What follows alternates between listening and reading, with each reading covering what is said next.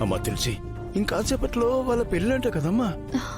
ఆ, ఎంత పనిచేశావమ్మా. రాత్రి వాళ్ళిద్దరూ కలిసి వెళ్ళిపోతున్నప్పుడు నువ్వు అడ్డుపడకున్నా బాగుండేది కదా. ఏంటమ్మా నువ్వనేది? ఏంటమ్మా నువ్వనేది? వాళ్ళెక్కడున్నా వాళ్ళిద్దరూ సంతోషంగా ఉండడమే కదమ్మా మనకు కావాల్సింది.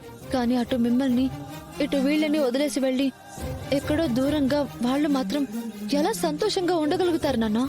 మరి ఏ ధైర్యంతో మీ మామగారు నొప్పించి వాళ్ళిద్దరిని ఒకటి చేస్తానని మాటిచ్చావు?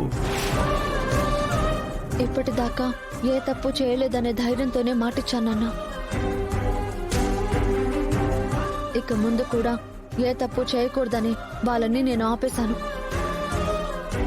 ఒకప్పుడు శశిపాలుడితో పెళ్లి తప్పించుకోవడానికి ఆనాడు రుక్మిణీదేవి శ్రీకృష్ణుడితో కలిసి అజ్ఞాతంలోకి వెళ్ళింది.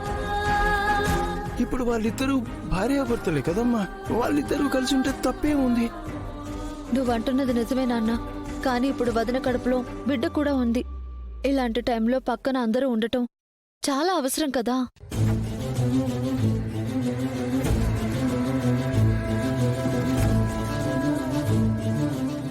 పైగా ఫలానా వాళ్ళ కొడుకు కోడలు ఇలా పారిపోయారు అని తెలిస్తే మన రెండు కుటుంబాలకి ఎంత అవమానం. కానీ ఇప్పుడు హరీష్ బాధపడ్డం చూస్తుంటే గుండె తరుక్కుపోతుంది తల్లి.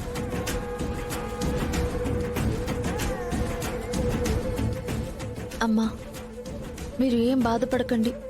ధర్మం మన వైపు ఉంది కాబట్టి అంతా మంచి జరుగుతుంది. నాన్న, మీరు ధైర్యంగా ఉండండి.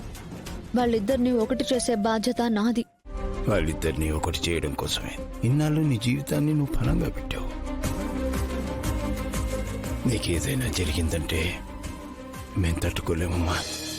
మంచి ప్రయత్నానికి దైవం సపోర్ట్ ఎప్పుడూ ఉంటుంది నాన్న.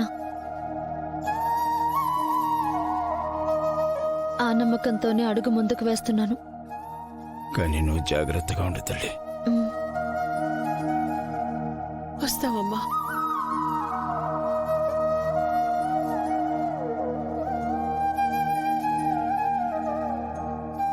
ఈ పెళ్లిని ఎలాగైనా ఆపాల్సిందే. కానీ ఎలా ఎలా ఎలా